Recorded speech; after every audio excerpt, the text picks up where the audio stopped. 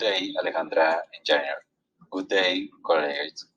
Through this video, we want to show you our laboratory report on friction losses in smooth and rough pavements. Okay, our group is made up of Juan Sebastián Torres, Gerson Fabián González, and who speaks to team Cesar Giovanni Puentes. Objectives. Work 1.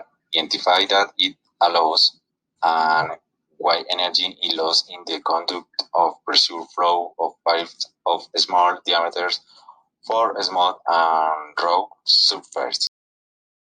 Goal 2. Analyze and investigate in which case you use Darcy's equation and which others the aging portion. Goal 3.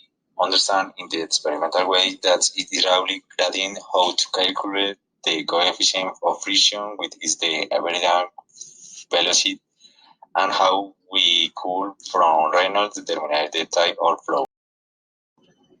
Goal 4. Calculate the values of the energy losses obtained in the experimentation and compare them with the theory. Tenemos entonces la ecuación de Darcy-Weisbach, que es la ecuación que nos permite el cálculo de la pérdida de carga debido a la fricción dentro de una tubería llena. Se calcula multiplicando el coeficiente dimensional por la longitud, por la velocidad al cuadrado, dividido esto por el diámetro, por 2 veces la gravedad. Escoger el tipo de tubería a trabajar, ya sea rugosa o lisa. Observar y apuntar las diferentes medidas de la presión en el manómetro entre dos puntos de la tubería. Aforar el caudal tomando el tiempo y el volumen, medir la temperatura y repetir el proceso variando la válvula reguladora de caudal. Lo que vamos a lograr como primer paso es medir el diámetro interno tanto de la tubería lisa como el de la rugosa. Luego, encender el banco de pérdidas de fricción que encontramos en el laboratorio.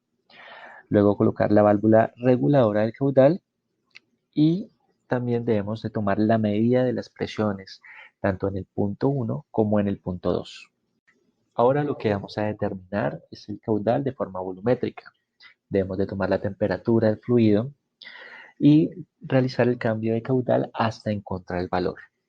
Estos procedimientos se repiten constantemente hasta encontrar el valor de fricción. Observamos aquí la muestra de 10 caudales en donde se le tomó la presión 1, la presión 2, se toman 2 tiempos que se promedian y posteriormente se toma también el peso de la muestra en un balde. El primer dato que hallamos es el caudal. Esto lo podemos conocer debido a que en el laboratorio tenemos un tanque al que le va cayendo agua constantemente y este tiene un dispositivo para leer el volumen. La fórmula que utilizamos entonces es el volumen sobre el tiempo para hallar el valor. Ahora, conociendo el caudal, la viscosidad y el diámetro, podemos entonces hallar el número de Reynolds con la fórmula que vemos en pantalla. En esta ocasión, para la tubería lisa, queremos encontrar el flujo laminar. Por eso empleamos la ecuación de Hagen-Poiseuille, la cual podemos apreciar en pantalla. Para el paso que vamos a emplear a continuación, es necesario hallar la velocidad. Por esta razón, hallamos primero su área, que es pi sobre 4 por el diámetro al cuadrado, y de esta manera encontramos la velocidad, que es el caudal, dividido por el área que hallamos anteriormente. Llegamos finalmente a la ecuación de Darcy-Weisbach, en donde conociendo la velocidad y el coeficiente dimensional, que en este caso es el flujo laminar, pues ahora podemos calcularla sin ningún inconveniente. Procedemos entonces a hallar el F experimental utilizando la ecuación de Colebrook-White.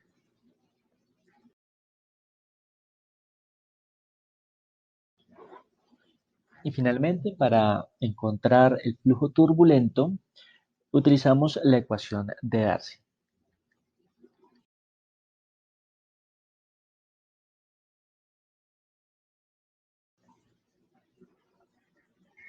Mediante la gráfica de tubería lisa, podemos observar que a medida que crece el gradiente hidráulico, la velocidad aumenta considerablemente. lo que nos lleva a la conclusión que el fluido pasa rápidamente por este tipo de tubería. Ahora procedemos a tomar como muestra 10 caudales en una tubería rugosa.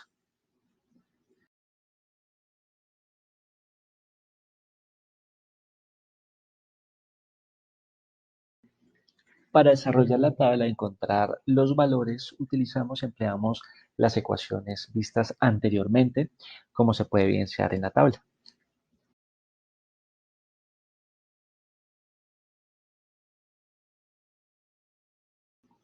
Cuando las rugosidades de la superficie de la tubería se extienden por encima de la capa límite laminar, el efecto de alisado de esta capa se pierde. En este caso, se habla de tuberías rugosas y esta rugosidad tiene una gran influencia, ya que de manera importante genera pérdida de carga. En la gráfica de tubería rugosa, observamos que a medida que el gradiente hidráulico crece, la velocidad del fluido se ve afectada por la rugosidad de la tubería, haciendo que se demore en pasar un poco más el fluido, lo que nos indica una gran pérdida por fricción.